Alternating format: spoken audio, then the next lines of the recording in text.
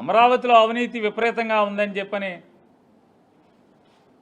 YSR Congress party కాదు, జగన్మోహన్ రెడ్డి గారు కాదు మాట్లాడేది.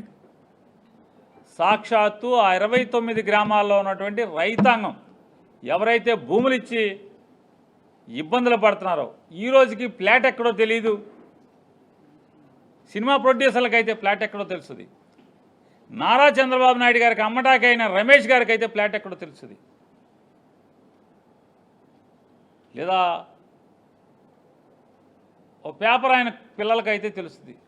కానీ ఈ రోజు దాకా కూడా ఆ 29 గ్రామాల్లో తాతలు తండ్రులు ఇచ్చినటువంటి ఆస్తిని చంద్రబాబు నాయుడు గారి మాటని నమ్మి మోసపోయినటువంటి రైతాంగానికి మాత్రం ఈ రోజు దాకా ఫ్లాట్ ఎక్కడో తెలియదు. వాళ్ళ కొడుకులకి లేదా మనవాళ్ళకి మన పొలం వదులుకున్నాం, ఈ ఫ్లాట్ మందని చూపించుకోలేనటువంటి స్థితిలో మానసికంగా రోధిస్తున్నటువంటి పరిస్థితి. మరి డిఎస్సి అక్కడితో బయలుదేరి కాంట్రాక్టుల్లో దగ, కాంట్రాక్టుల్లో అవినీతి, లేదా పరిశ్రమలకు భూములు ఇచ్చే పేరుతో అవినీతి. ఫ్యాక్టరీ కట్టుకుంటారు వాళ్ళు, రూపాయి అంటాడు. ఫ్యాక్టరీ ఉండదు, ఏముండదు, రూపాయికి అంటాడు. బరి తెగించినటువంటి ఏదో సామెతగా ఉంది, తినమరిగిన కోడి ఇల్లెక్కి కూసిందంట. అంటే నన్నే బాగా తినటం మరిగిపోయి నన్ను ఎవడేం చేయలేడు, నా పేక్ కోయలేడు, నన్ను మాంసం వండుకోలేడు అని చెప్పని ఆదివారం పూట కూడా ఇల్లెక్కి కూసిందన్న సామెత ఉంది. నారా లోకేష్ గారు, ఈ రాష్ట్ర ముఖ్యమంత్రి చంద్రబాబు నాయుడు గారు కొడుకు చెప్తాడు, అవును బాయ్ ఇస్తాం బాయ్, ఎకరం కాదు, 2 ఎకరాలు కాదు, గజం కాదు, మొత్తం అంతా రూపాయికి ఇస్తానన్నమాట. ఎవరా స్థితి? అంటే అవినీతి చేయటానికి బరి తెగింపు, భయం లేదు, బాధ్యత లేదు. ఆఖరికి ఈ సమాజానికి పిల్లల్ని, అంటే ఈ సమాజానికి పౌరుల్ని, ఉత్తమ పౌరుల్ని, ఉత్తమమైనటువంటి ఉద్యోగస్తుల్ని, ఇంజనీర్లని, డాక్టర్ని, సైంటిస్టుల్ని, న్యాయవాదుల్ని, ఇలా వారు వీరని లేకుండా సమాజానికి మంచి పౌరుల్ని తయారు చేసి బయటికి పంపాల్సినటువంటి విద్యా వ్యవస్థలో కూడా స్కాములు చేసేటువంటి దౌర్భాగ్య స్థితి వాళ్ళ నారా చంద్రబాబు నాయుడు గారి ప్రభుత్వం. బీడీలో స్టేట్ ఫస్ట్ ఎవడొస్తాడా అంటే అందులో పనిచేసేటువంటి కాంట్రాక్ట్ ఎంప్లాయీకి స్టేట్ ఫస్ట్ వస్తుంది. ఎక్కడైనా ఈ చోద్యం మనకు ప్రపంచంలో ఎక్కడా కనపడదు. లక్షల మంది పరీక్ష రాస్తారు, మెరిట్ లిస్ట్ పెట్టరు. ఎవరికి ఫస్ట్ ర్యాంక్ వచ్చింది, ఎవరికి సెకండ్ ర్యాంక్ వచ్చింది, ఎవరికి 100 ర్యాంక్ వచ్చింది, ఎవరికి 1,00,000 ర్యాంక్ వచ్చిందో, ఎవరికి 2 లక్షల ర్యాంక్ వచ్చిందో బోర్డు ఎట్టరు, ఎవరికి రాయరు, ఎవరికి చెప్పరు. ఆఖరికి సాక్షాత్తు హైకోర్టు మీరు మెరిట్ లిస్ట్ ప్రకటించండి అంటే కూడా ప్రకటించకుండా కోర్టును కూడా కాలిగోటుతో సమంగా చూసినటువంటి ప్రభుత్వం. ఆఖరికి నిస్సహాయ స్థితిలో బెంచ్ మీద నుంచి ఆ జడ్జి గారు ఎన్ని మురికి తిట్లు తిట్టాలని తిట్టాడా ఐఏఎస్ ఆఫీసర్లని, ఆయనకున్నటువంటి విద్యాశాఖ మంత్రి. అయినా భయం లేదు, వెరుపు లేదు, బరి తెగింపుకి. మెరిట్ లిస్ట్ లేకుండా మెరిట్ ఎగ్జామ్ కండక్ట్ చేయటం ఏంటో ఎవరికి ప్రపంచంలో అర్థం కాదు. మెసేజ్ వస్తుందంట, యు ఆర్ సెలెక్టెడ్. ఎవడాడు యు ఆర్ సెలెక్టెడ్? ఎవడాడు? ఎందుకు సెలెక్ట్ చేశారు? ఏ కేటగిరీ కింద సెలెక్ట్ చేశారు? ఓపెన్ కాంపిటీషన్లో సెలెక్ట్ చేశారా? బీసీ కేటగిరీ కింద సెలెక్ట్ చేశారా? ఎస్సీ కేటగిరీ కింద చేశారా? ఎస్టీ కింద చేశారా? లేదా వికలాంగుల కింద చేశారా? స్పోర్ట్స్ కోటాలో చేశారా? ఏమంతా మాయా మత్స్యంద్ర.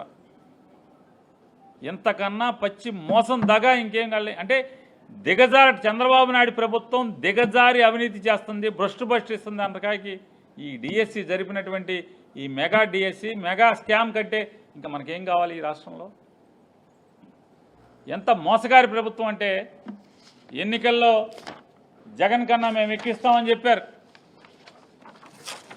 జగన్ కన్నా ఎక్కువిస్తాం, సంపద సృష్టిస్తాం, సంపదలోంచి జనాలకు పంచి పెడతా ఉన్నారు. ఇది ప్రజాగాళం పేరుతో మేనిఫెస్టో, 2024 మేనిఫెస్టో. ఇవాళ జగన్ను చూసి గర్వంగా చెప్తాను, జగన్ దగ్గర నేను ఎమ్మెల్యే చేశాను, మంత్రి చేశానని. ఎందుకంటే మా ప్రభుత్వంలో విఆర్ఓ ఆఫీస్ దగ్గర నుంచి చీఫ్ సెక్రటరీ ఆఫీస్ వరకు వైఎస్ఆర్ కాంగ్రెస్ పార్టీ మేనిఫెస్టో అతికిచ్చి ఉండేది తలుపుల మీద.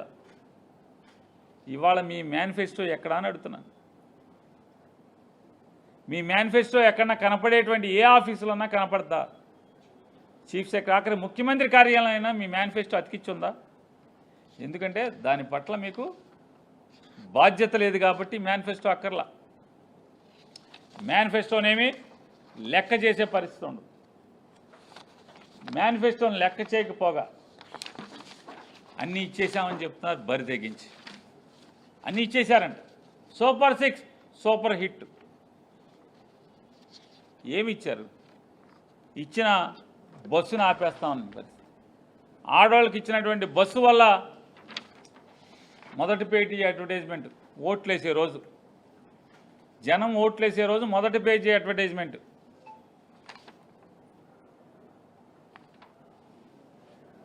ఇందులో మీ అంతరాత్మ మీరు ప్రశ్నించుకోండి.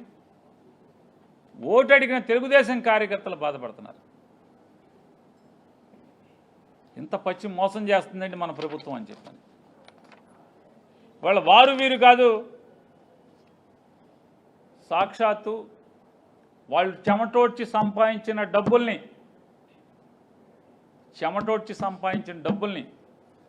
పార్టీ ఫండ్కి ఇచ్చి, లేదా వాళ్ళు స్వచ్ఛందంగా ఎలక్షన్లప్పుడు ఖర్చు పెట్టుకున్నాం, లేదా విదేశాల్లోంచి వాళ్ళు ఆఫ్రికాలో ఉన్నా, డల్లాస్లో ఉన్నా, లేదా కెనడాలో ఉన్నా, ఏ దేశంలో ఉన్నా వాళ్ళు సంపాదించిన డబ్బులందరూ తలాకాసు చేసుకుని వచ్చి ఇక్కడికి హైదరాబాద్ నుంచి, మెడ్రాస్ నుంచి, గుంటూరు నుంచి, బెంగళూరు నుంచి, ఢిల్లీ నుంచి, బొంబాయి నుంచి ఎక్కడ పడితే అక్కడ ఈ రాష్ట్రంలో ఓటున్నోళ్ళు కుర్రోళ్ళు ఎక్కడుంటే, లేదా ఆడపిల్లలు యువతి యువకులు ఎక్కడుంటే అక్కడి నుంచి అన్న ఫ్రీగా బస్సుగా పెట్టి తీసుకొచ్చి తెలుగుదేశం పార్టీకి ఓటేయించినటువంటి ఔత్సాహికులు ఎవరైతే వాళ్ళందరూ ఉన్నారో, కష్టపడిన వాళ్ళందరూ ఇవాళ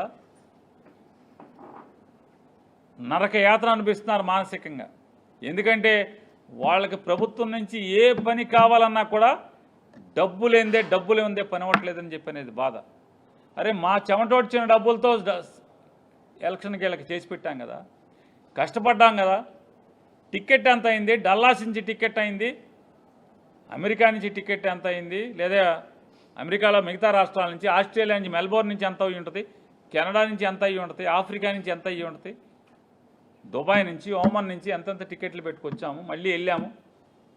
ఇవాళ మా ఆస్తులు ఆక్రమిస్తున్నారు ఎమ్మెల్యేలు అని చెప్పని కన్నీరు మున్నీరు అవుతున్నా పట్టించుకునేవాడు లేడు. మంగళగిరిలో, సాక్షాత్తు మంగళగిరిలో వారం వారం దుకాణం అన్నారు, వారం వారం దర్బార్ అన్నారు. కొత్తలో 3 నాళ్ళ ముచ్చట. ఆ కొత్తలో ఎవరైనా సాంబశివరావో, లేకపోతే రాజేషో, ఇంకో కిషోరో ఎవడొకడు ఉండేవాడు. ఇప్పుడు వాళ్ళు కూడా లేరు. తలుపులు తీసే పరిస్థితి లేదు.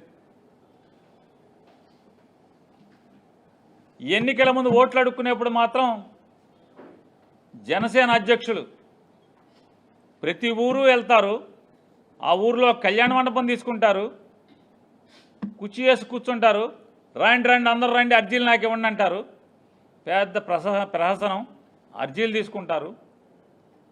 ఆ అర్జీలు మేము జగన్కి రాసామంటారు, నువ్వు తీసుకుని జగన్కి రాస్తానంటారు. ఇవాళ తీసుకోరే అంటున్నాను. ఇరిగేషన్ డిపార్ట్మెంట్లో గవర్నర్ గారి బంగ్లా పక్కన ఆర్భాటంగా ఉప ముఖ్యమంత్రి గారు తన బంగ్లాలో దర్బార్ అన్నారు, బ్యారికేడ్లు కట్టారు. పరదాల ముఖ్యమంత్రి అని జగన్ అన్నారు. పరదాలు కట్టుకుని కూడా మీరు ఇవాళ దర్బార్లు నడిపే పరిస్థితి లేదు. జనానికి దొరకని పరిస్థితి. జనం సంగతి దేవుడు, మీ కార్యకర్తలకే దొరకట్లా. నారా చంద్రబాబు నాయుడు గారు, నారా లోకేష్ గారు, పవన్ కళ్యాణ్ గారు. ఇంతకన్నా దివాళాకోరు ప్రభుత్వం ఏమిటి? 2 ఏళ్లు నిండితే ఈ రాష్ట్ర ప్రజలకు మేము ఇది చేశాం, మంచి చేశాం, 3 సెంట్లు స్థలం ఇచ్చాం, 3 లక్షల 5 లక్షలు ఇల్లు కట్టుకుంటాక డబ్బులు ఇచ్చాం, 2024 నుంచి ఇప్పుడు దాకా కొత్త పెన్షన్లు ఇన్ని ఇచ్చాం. జగన్ ఇంతమందికే ఇచ్చాడు, మేము ఇంకా ఇంతమందికి ఇచ్చాం. లేదా పిల్లలకి ఇంతమంది కొత్తగా ఉద్యోగాలు ఇచ్చాం. ఏంటి అంటే P4 అంట కొత్తగా వచ్చింది. ఇదివరకేమో PPP అనేవాడు, ఇప్పుడు P4 P4 ఏంటి అంటే వీళ్ళ దగ్గర అమరావతిలో రాష్ట్రాల్లో కాంట్రాక్టులు చేసేవాళ్ళు స్థలాలు తీసుకున్న వాళ్ళు, రూపాయికి స్థలాలు తీసుకున్న వాళ్ళు వచ్చంట వీళ్ళు ఒక లిస్ట్ ఇస్తారంట, వాళ్ళు దత్తత తీసుకుంటారంట. ఇంతకన్నా పచ్చి దగా ఏంటంటే ఒక లిస్ట్ ఇచ్చేశారు, వీళ్ళందరం దత్తత తీసుకున్నాం, అయిపోయింది, P4లో లబ్ధి పొందేశారు. ఎవడు లబ్ధి పొందాడంట, ఎవడికి ఏం చేసింది ఏ కంపెనీ అని అడుగుతున్నా. అరే వ్యాపారస్తులు రూపాయి కోసం దేశాలు ఎక్కడ పడితే అక్కడికి వెళ్తారు. వాళ్ళు సంపాదించిన డబ్బులు తీసుకొచ్చి మీకోసం ఎందుకు పంచి పెడతారు, ఎవరిని నమ్మమంటారు అని అడుగుతున్నా నారా చంద్రబాబు నాయుడు గారు. ఇవాళ 5 ఏళ్ళు జగన్మోహన్ రెడ్డి గారు ఉండగా 2,60,000 చిల్లర కోట్లు సంక్షేమానికి ఖర్చు పెడితే, 2,60,20,000 చిల్లర సంక్షేమానికి ఖర్చు పెడితే, విద్యకి వైద్యానికి కాకుండా ఖర్చు పెడితే ఆ రోజు ఏం చెప్పారు, బీసీ లోన్లే, ఎస్సీ లోన్లే, 20 రకాల లోన్లు ఎత్తేసారు, బీసీలకి 30 రకాల లోన్లు ఎత్తేసారు, అవి ఎత్తేసారు, ఎస్టీలకి ఎత్తేసారన్నారు. ఈ 2 ఏళ్లలో ఎంతమంది దళితులకి మీరు స్కీములు ఇచ్చారు, ఎంతమంది బీసీలకి స్కీములు ఇచ్చారు, ఎంతమంది గిరిజనులకి మీరు స్కీములు ఇచ్చారు చెప్పే సాహసం మీరు చేయగలరా అని అడుగుతున్నా. లేవు.